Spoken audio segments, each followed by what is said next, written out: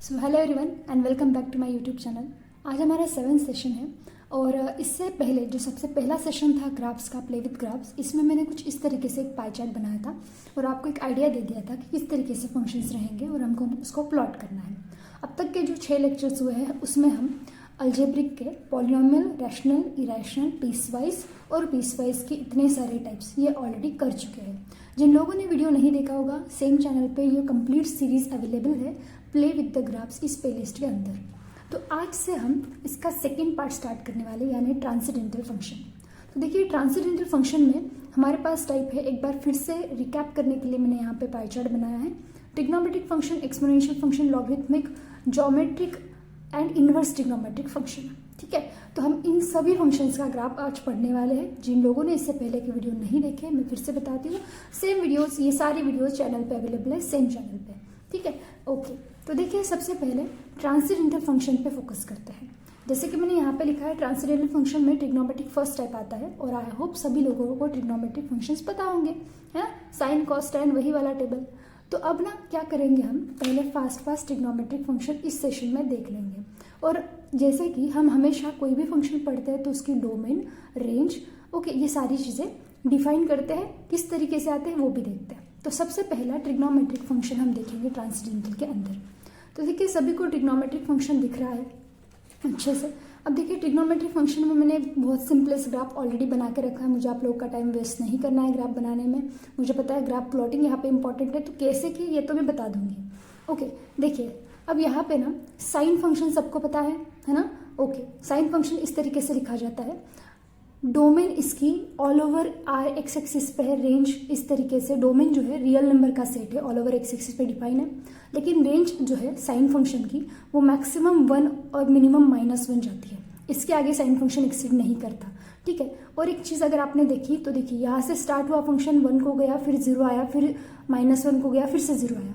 तो ये जो पार्ट है ये रिपीट होता है after 2 pi distance, x equals to 2 pi के बाद ये पार्ट रिपीट होता है। तो इसकी वजह से इसका पीरियड कितना है, 2 पाई। इसका पीरियड कितना है, 2 पाई। आपको ये सभी को ग्राफ पता होगा साइन फंक्शन का। ओके, इस तरीके से ग्राफ आता है, साइन फंक्शन 0 पे 0 जाता है। ओके, और n पाई पे भी 0 जाता है, where n belongs to integer, और n पाई बाय 2 पे ये फंक्शन 1 जाता है या फिर -1 जाता है।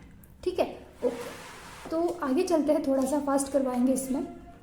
आगे देखते हैं अभी हमारे पास नेक्स्ट फंक्शन क्या है। तो देखिए यहाँ पे मैंने ऑलरेडी प्लॉट करके रखे हैं, जैसे कि मैंने बताया आपका टाइम मुझे सेव करना था, इसलिए कोसाइन फंक्शन के बारे में देखिए, जिसको आप कॉस बोलते हैं। ओके, तो कोसाइन फंक्शन यहाँ पे दिख रहा है सभी को, इस तरीके से लिखा जाता है। ओके, कोसाइन फंक्शन की भी डोमेन जो है वो रियल नंबर का सेट है और रेंज -1 से +1 है। याद रखना साइन और कॉस में ये चीज़ कॉमन है, दोनों की डोमेन रियल नंबर का सेट है, रेंज -1 से +1 तक जाती है और पीरियड 2 पाई है। लेकिन कोसाइन फंक्शन 0 पे 1 वैल्यू देता है। तो याद रखना n pi where n belongs to integer, इन सारी चीज़ों पे कोसाइन नॉन जीरो आता है, और n pi by 2 where n belongs to integer, इसमें कोसाइन फंक्शन क्या आता है, 0 आता है। तो देखिए यहाँ से स्टार्ट हुआ कोसाइन फंक्शन, पाई बाय 2 पे 0 चला गया, पाई पे -1 चला गया, फिर से कहा गया 0, फिर 1 जाएगा। इधर देखिए पाई बाय 2 पे 0 जाएगा। सबको प्रॉपर्टी पता होगी, cos of -x is cos of x। इस प्रॉपर्टी की वजह से पाई बाय 2 पे जो रिजल्ट आया वही -पाई बाय 2 पे आया, जो रिजल्ट पाई पे आया है वही -पाई पे आया है। It is a symmetric function, symmetric about the origin. लेकिन साइन फंक्शन क्या था, असिमेट्रिक था, ओरिजिन के left and right hand side में उसका पार्ट अलग दिख रहा था। एक बार फिर से देखते चलिए, साइन फंक्शन की तरफ चलते हैं। क्यों मैंने इसको असिमेट्रिक बोला, देखिए जरा। अब ये साइन फंक्शन है। ओके, अगर मैंने ओरिजिन के राइट हैंड साइड में देखा तो इसका फॉर्म ऐसे है, और लेफ्ट हैंड साइड में अगर सिमेट्रिक होना था तो इस तरीके से रहेगा, लेकिन ये सिमेट्रिक नहीं है ओरिजिन के अबाउट। ओके, यहाँ पे कॉस फंक्शन क्या है हमारा, सिमेट्रिक है। अब टेंजेंट फंक्शन पे चलते हैं। देखिए टेंजेंट फंक्शन क्या है, साइन अपॉन कॉस कुछ इस तरीके से टैन डिफाइन किया जाता है। टेंजेंट फंक्शन हम टैन ऑफ x इस तरीके से लिखते हैं। अब एक चीज़ याद रखिए, अगर ये टेंजेंट फंक्शन आपके पास sine x upon cos x इस फॉर्म में है, अब ज़रा सोचो, जहाँ जहाँ पे कॉस 0 जाएगा वहाँ पे टैन फंक्शन क्या जाएगा, 1/0 नॉट डिफाइन, एंड जहाँ जहाँ पे साइन 0 जाएगा टैन फंक्शन वहाँ पे 0 जाएगा। ओके, आपको पता है 1/0 नॉट डिफाइन है, तो जहाँ पे x जो है, कॉस x जो है 0 जाएगा, उसको हम नहीं लेंगे। तो इसकी वजह से डोमेन जो है इसकी रियल नंबर ऑफ सेट से आपको ऑड हाफ इंटीजर्स जैसे कि π/2, 3π/2, 5π/2, प्लस माइनस ये सारे सब्ट्रैक्ट करने पड़ेंगे। क्यों? क्योंकि π/2 पे प्लस माइनस π/2 पे प्लस माइनस 3π/2 पे प्लस माइनस 5π/2 पे कॉस फंक्शन हमारा 0 जाता है, तो tan वहाँ पे डिफाइन नहीं होगा।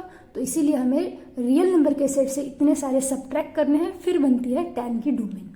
इसी को मैंने कुछ इस तरीके से डिफाइन किया है, देखिए r-2n+1 π/2 you can say n belongs to what integers. Okay, ठीक है। अब इसकी रेंज देखते हैं। अब जरा ग्राफ देख लेते हैं, फिर मैं रेंज बताऊंगी। थोड़ा सा ये ऐसा होना चाहिए ग्राफ। अब देखिए 0 पे ये 0 जाएगा, लेकिन π/2 पे क्या जा रहा है, टेंस टू इन्फिनिटी जा रहा है। और एक चीज़ मैं बता दूं, ये जो मैंने डॉटेड लाइन बताई है ना x = π/2 पे, इसको असिम्पटोट्स बोलते हैं। असिम्पटोट्स मतलब क्या, एक ऐसी लाइन जो कर्व पे आगे जाके इन्फिनिटी पे मीट कर सकती है। ओके, एक ऐसी लाइन जिसका डिस्टेंस कर्व से 0 0 0 0 टेंस टू 0 चला जाएगा व्हेन इन्फिनिट डिस्टेंस पे। ओके, y जब इन्फिनिटी चला जाएगा तब शायद ये कर्व इसको मीट कर सकता है। इसीलिए x = π/2, x = 3π/2, x = -π/2, x = -3π/2, इनको हम बोलते हैं असिम्पटोट्स ऑफ टेंजेंट फंक्शन। ओके, ठीक है। अब एक चीज देखिए, ये माइनस इन्फिनिटी तक जाता है, ये प्लस इन्फिनिटी तक जाता है। इसका मतलब इसकी जो रेंज है वो ऑल ओवर रियल एक्सिस यानी -∞ से लेके +∞ तक डिफाइन है। ओके, ठीक। और एक चीज, इसी ग्राफ को अगर मैंने रिपीट करने की कोशिश की तो ये डिस्टेंस देखिए जरा कितना बनता है, π/2 एंड -π/2, मतलब ये डिस्टेंस कंप्लीट हुआ पाई का। तो साइन एंड कॉस का पीरियड 2π था, लेकिन tan का पीरियड कितना आ रहा है, पाई। तो इसीलिए यहाँ पे मैंने लिखा है, देखिए period, it is a periodic function. Periodic मतलब क्या, आफ्टर सम डिस्टेंस वो खुद को रिपीट करता है।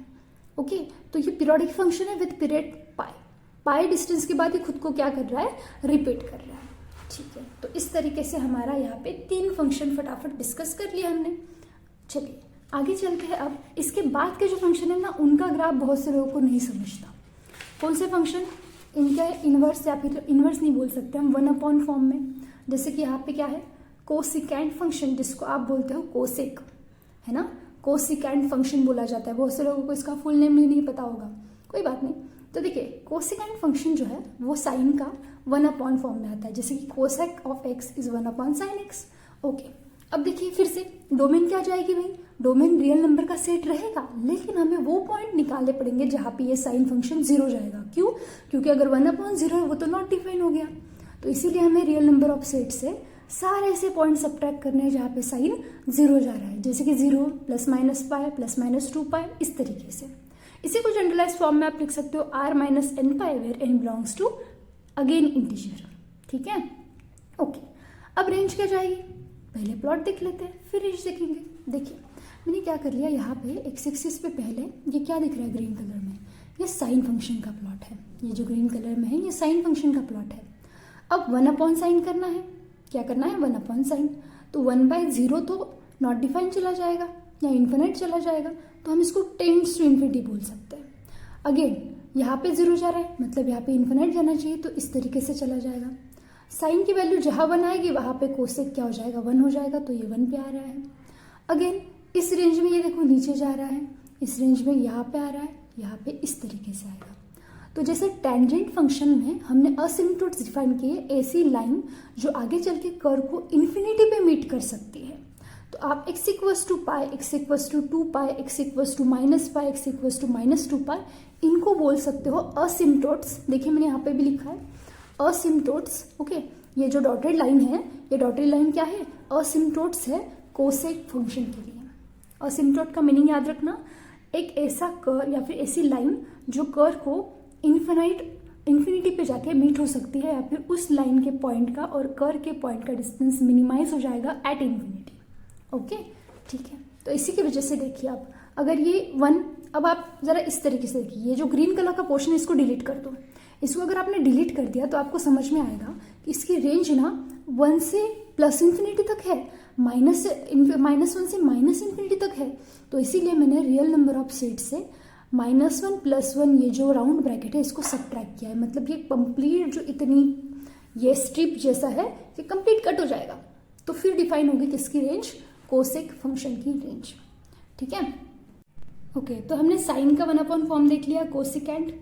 सेकेंड फंक्शन कॉस आता है ट्रिग्नोमेट्रिक में, कॉस का 1 फॉर्म आता है सिकेंट फंक्शन, आप इसको सेक एक्स से भी बोलते हो, ठीक है। तो secant function y is equal to sec x इस तरीके से लिखा जाता है, या फिर f of x equal to sec x इस तरीके से भी लिखा जाएगा।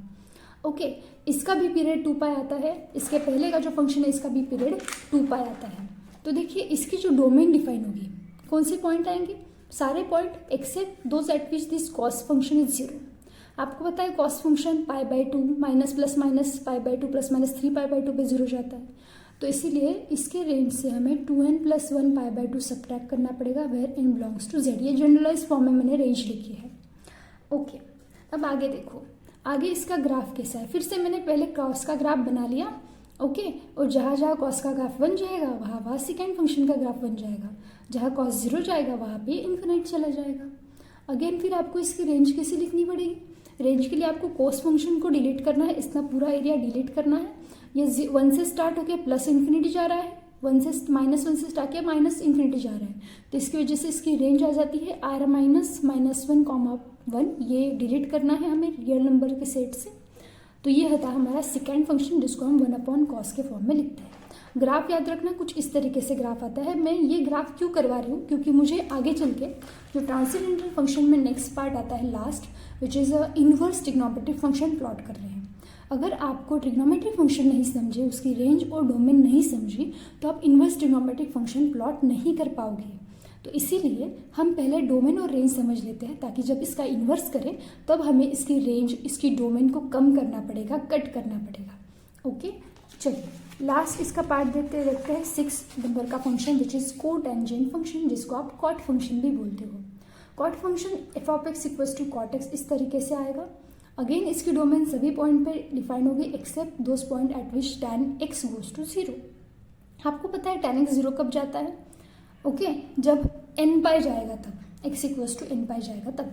तो डोमेन में r -n pi where n belongs to z ये आ जाएगा।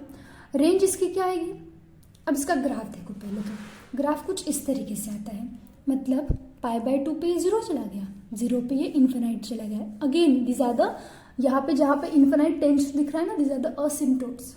असिम्प्टोट मतलब ऐसी लाइन जो कर्व को इन्फिनाइट डिस्टेंस पे जाके मिल सकती है। ओके, तो ये असिम्प्टोट्स हो गए इसके, 0, π, -π, ये असिम्प्टोट्स हो गए, और यहाँ पे ये क्या जा रहा है, 0 जा रहा है।